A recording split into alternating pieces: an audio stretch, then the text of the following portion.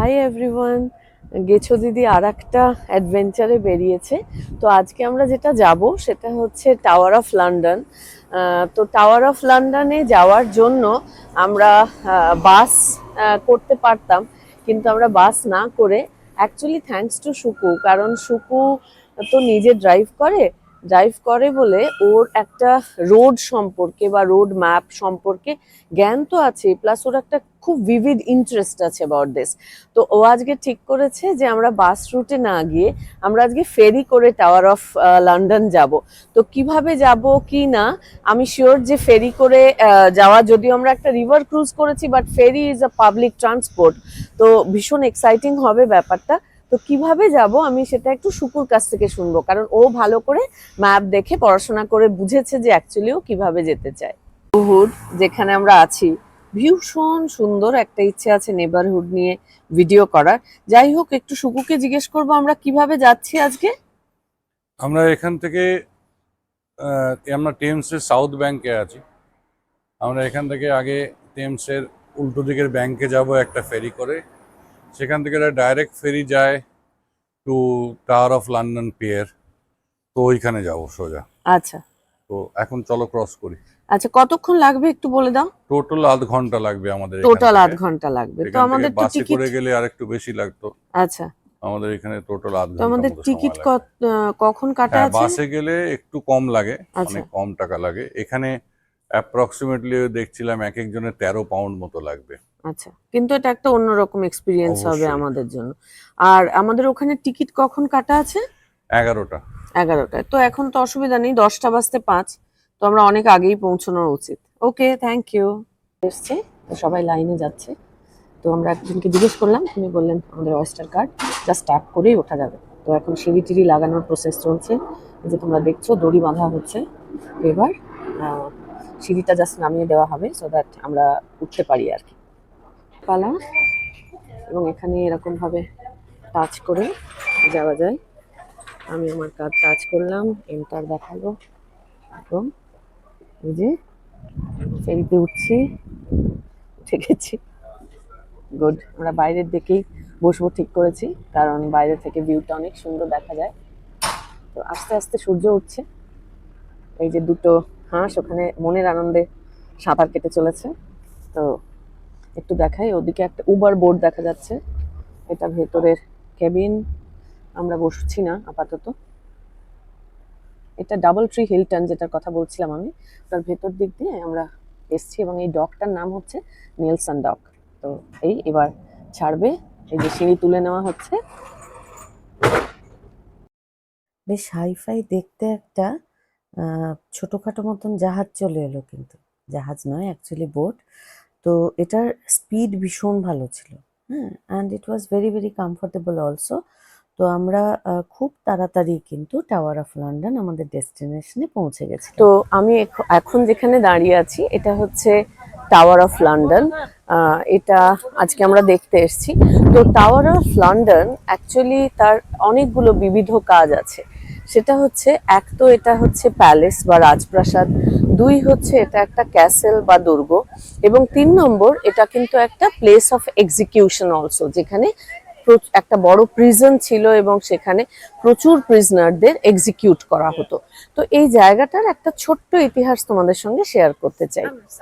Actually 43 খ্রিস্টাব্দে রোমানরা Britain আক্রমণ করে, এবং এই যে জায়গাটা তোমরা দেখছো এখানে লন্ডনিয়াম বলে একটা ছোট শহর তৈরি করে।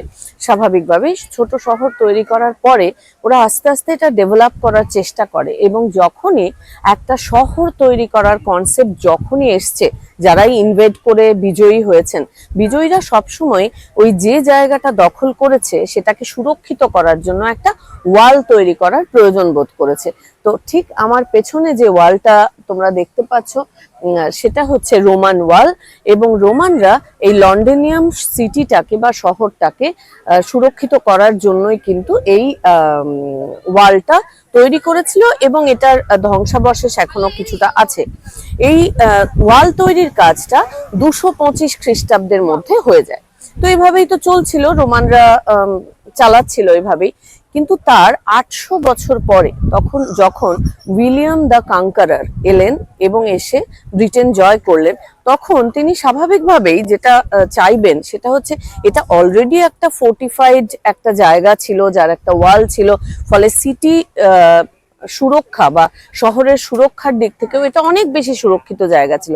তাই জন্য উইলিয়াম দ্য কনকারার এখানেই তার প্যালেস তৈরি করলেন। এখন যেখানে দাঁড়িয়ে আছি সেটা হচ্ছে ওই হোয়াইট টাওয়ার, যেটা অনেক সময় 1000 সালের কাছাকাছি উইলিয়াম দ্য কনকারার ওয়ান বানিয়েছিলেন।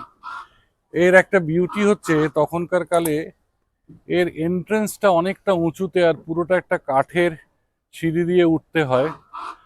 এন্ট্রেন্সটা অনেকটা দোতলা, মানে এখনকার 3 তলা বাড়ির কাছাকাছি। এই কাঠের সিঁড়িটা যখন শত্রুরা চলে আসতো কাছে, যদি কোনো সময় শত্রুরা চলে আসতো কাছে, তাহলে সেক্ষেত্রে এই কাঠের সিঁড়িগুলা ওরা পুড়িয়ে ফেলতো। পুড়িয়ে ফেললে আর তো সিঁড়ি দিয়ে ওঠা শত্রুদের জায়গা থাকতো না, তখন এরা ভেতরে অটোমেটিক্যালি সেফ হয়ে যেত, কারণ এন্ট্রেন্সটা ওই উঁচুতে, আর এটা প্রায় 3 তলা বাড়ির একটা কাছাকাছি সমান প্রথম এন্ট্রেন্সটা। তো সুতরাং ওরা ভেতর থেকেই যথেষ্ট সেফ হয়ে যেত। তো এটা আরেকটা ওয়ালের কাজ করতো। রাজা রাজ্য স্থাপন করলেন মানেই রাজাকে রয়্যাল আর্মারিজ বানাতে হতো, যেখানে তাদের অস্ত্রশস্ত্র, বর্ম, শিরস্ত্রাণ, নানান রকমের জিনিস থাকতো।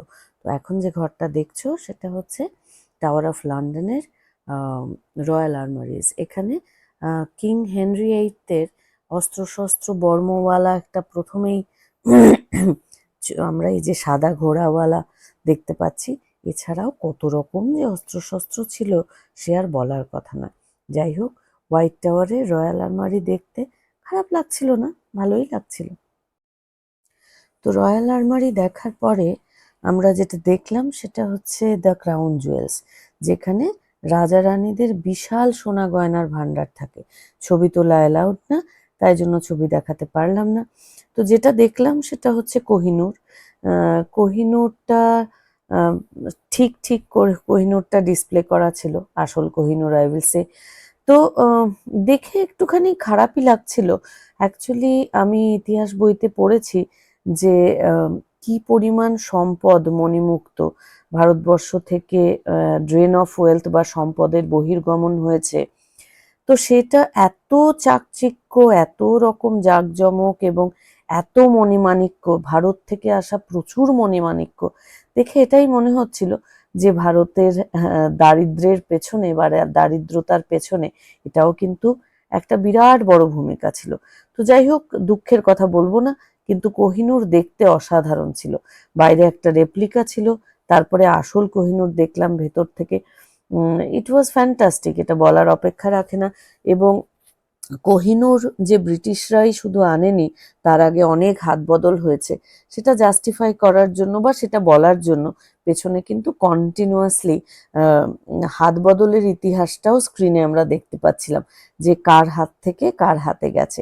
যাই হোক, তো টাওয়ার অফ লন্ডন দেখে আমরা নেক্সট যেদিকে রওনা হচ্ছিলাম, এই যে লন্ডনের রাস্তায় হাঁটছিলাম, এবং লন্ডনের রাস্তা এত সুন্দর, এত গোছানো, এত ওয়েল ডিসিপ্লিনড, যে রাস্তায় হাঁটতে সত্যি ভালো লাগে। এবং আমি আর সুকু দিনে প্রায় 9-10 ঘন্টা হেঁটেছি, প্রচুর হেঁটেছি বলা যায়।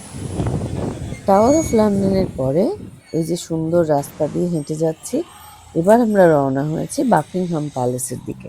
বাকিংহাম প্যালেসের কথা তো প্রচুর শুনেছি, দেখার অনেক বছরের ইচ্ছে ছিল।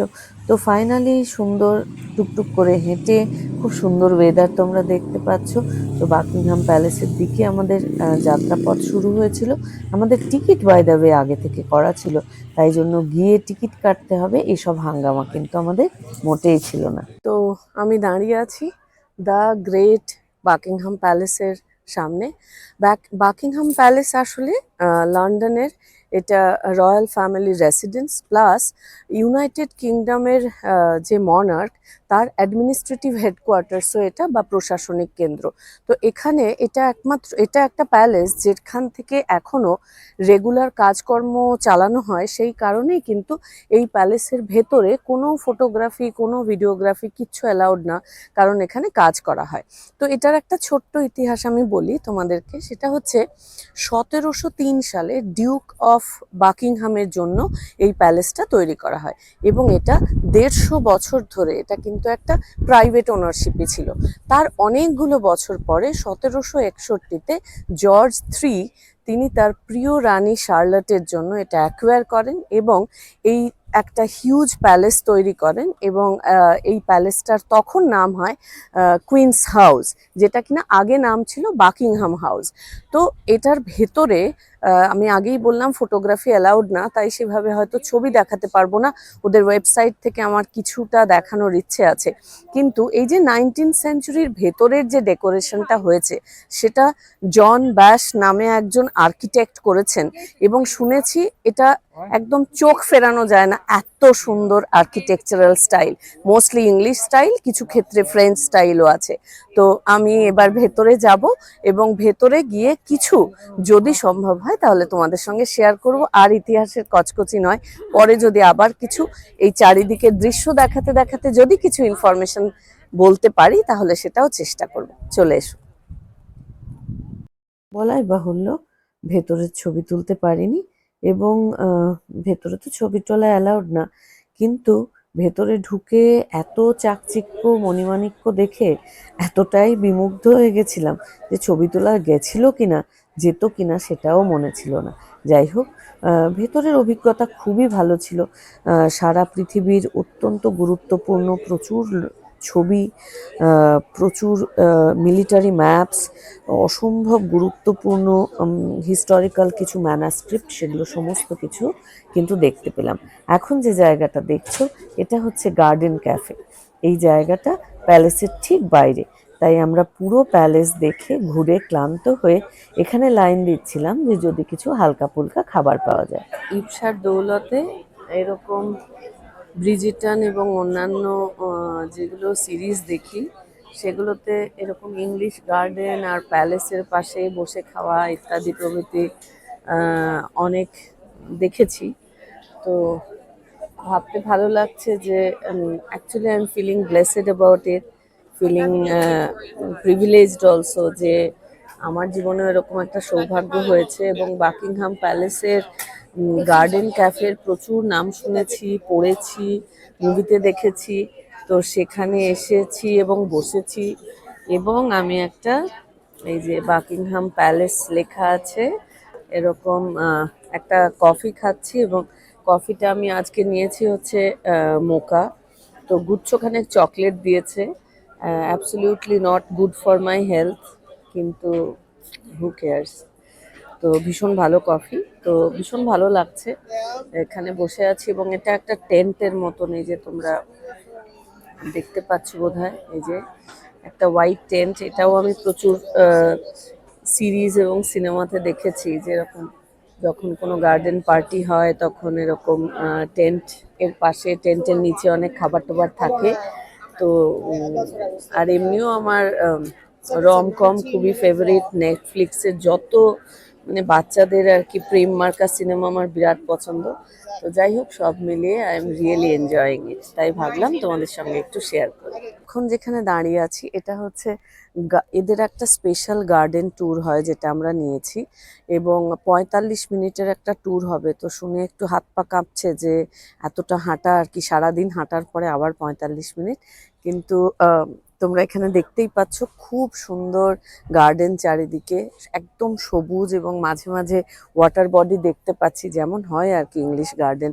এবং বাকিংহাম প্যালেসের গার্ডেন তো আমি ছবিতে দেখেছি বা শুনেছি, ইটস মার্ভেলাস। তো আমি ভীষণ এক্সাইটেড, অপেক্ষা করছি 4:30-র সময়, একটু পরেই আমাদের ট্যুর শুরু হবে। এবং তো রয়্যাল গার্ডেন ট্যুর হলো আমাদের, 45 মিনিটস বলেছিল, বাট 1 ঘন্টা মতন লাগলো। তো এই যে জায়গাটা দেখতে পাচ্ছ আমার পেছনে, কিছুই বোঝা যাচ্ছে না কারণ ওটাও প্রাইভেট এরিয়া এবং ওখানে ফিল্মিং করা যায় না, কিন্তু এই জায়গাটা তোলা যায়, জাস্ট একটুখানি ভাবলাম দেখাই। তো মেপল পাতা কুড়িয়েছি এবং মেপল পাতা আমি মাথায় লাগিয়েছি। আমি ফুল গুঁজতে ভালোবাসি বলে, ফুল তো পাওয়া যাচ্ছে না, তাই মেপল পাতা গুঁজেছি। ভালো লেগেছে, অনেক পড়েছিলাম এবং অনেক ভেবেছিলাম যে আসবো। So it's like dream come true, I really loved it. আমার আজকের ভিডিওর একদম শেষ গল্প হচ্ছে একটা বন্ধুত্বের গল্প, বা বলা যায় একটা মিষ্টি বন্ধুত্বের সম্পর্কের গল্প। খুব অদ্ভুত গল্পও বটে। আমি আর কেয়া ঠিক 6 মাসের বন্ধু। তার মানে আমরা যখন ক্লাস 6-এ পড়তাম, আমাদের 12 বছর বয়স ছিল, তখন কেয়া কৈলাসহরে, আমি যেখানে বড় হয়েছি সেখানে স্কুলে পড়তে গেছিল, এবং ঠিক 6 মাসের জন্য গেছিল ওর বাবা মার চাকরির একটা ইকুয়েশনের জন্য, এবং ও তখন ওর দাদু দিদার কাছে থাকতে গেছিল।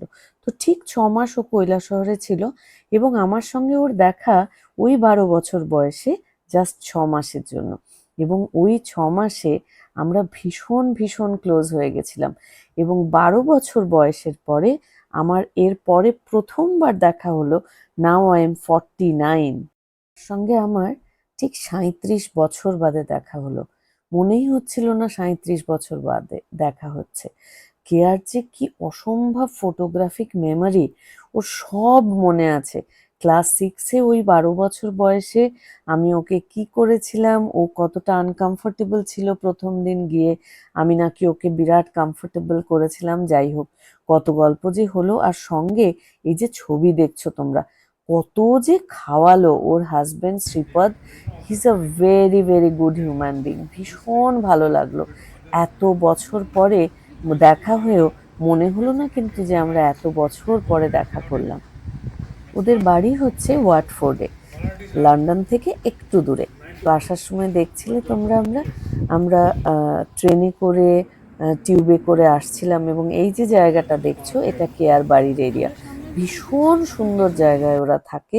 আর এই বাড়িগুলো, ওদের থাকার জায়গাটাও এত সুন্দর। এত বছর পরে বন্ধু, বন্ধুর হাজবেন্ড, ও আমারও বন্ধু হয়ে গেছে আমাদের। তো এতক্ষণ সময় কাটিয়ে কি যে ভালো লাগলো সে আর বোঝাতে পারবো না। ইপসার সঙ্গে আলাপ হলো, এটাও আমার একটা বিশাল বড় প্রাপ্তি। এবং ওরা বারবার বলল যে তোরা নিশ্চিন্তে ফিরে যা, আমরা আছি ইপসার জন্য। It's a huge thing for us. আজকের মতন আমার ব্লগ এই অবধি। আবার তোমাদের সঙ্গে খুব দ্রুত দেখা হবে। Bye bye.